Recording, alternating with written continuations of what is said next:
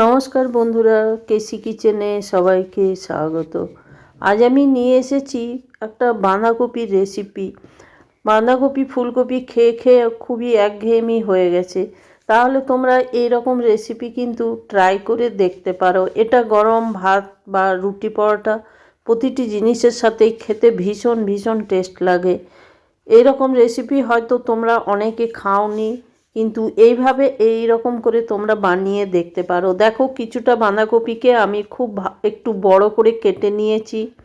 কেটে নেবার পর এইদিকে একটা কড়াই চড়িয়ে তার মধ্যে জল কিছুটা দিয়েছি। জলটা দিয়ে ওই যে বাঁধাকপিগুলো কেটে রেখেছি সেইগুলো দিয়ে দিলাম।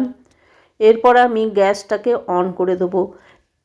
এই বাঁধাকপিটা মোটামুটি আমি কিছুক্ষণ ভাপিয়ে নেব, প্রায় 60% সেদ্ধ হয়ে যাবে, ততক্ষণ পর্যন্ত এটাকে আমি সেদ্ধ করে নেব। দেখো, আমার মোটামুটি সেদ্ধ হয়ে গেছে 60-70%।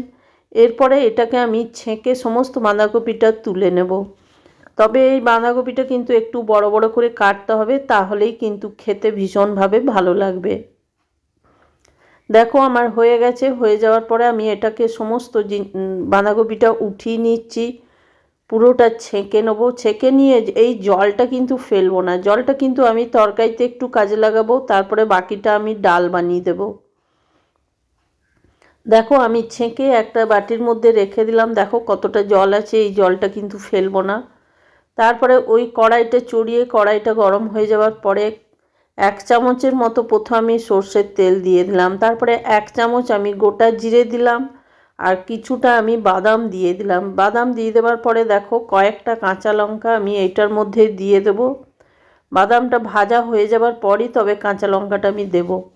দেখো, বাদামটা আমার ভাজা হয়ে গেছে।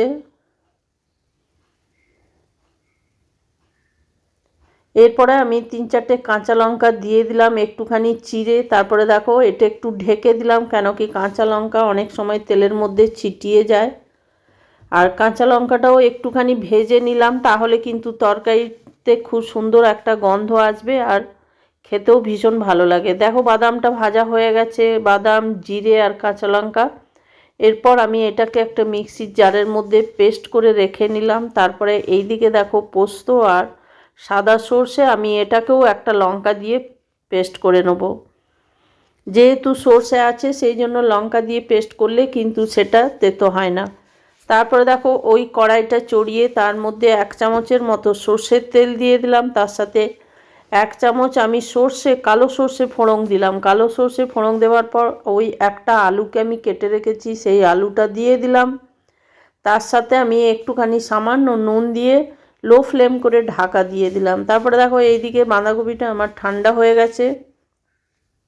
এইবার একটা থালার মধ্যে আমি নুন দিয়ে দিলাম, পরিমাণ মতো হলুদ দিয়ে দিলাম।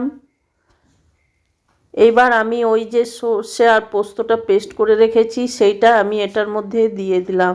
তারপরে দেখো ওই বাদাম জিরের যে পেস্ট করে রেখেছি সেই পেস্টটাও আমি দিয়ে দেবো। তার সাথে আমি দেখো 1 চামচের মতো কাশ্মীরি লঙ্কার গুঁড়ো দিলাম, কিছুটা আমি মটরশুঁটিও দিয়ে দেবো। আর একটা টমেটোকে লাল ছোট ছোট করে কেটে রেখেছি, লাল টমেটোকে, সেটাও আমি দিয়ে দিলাম।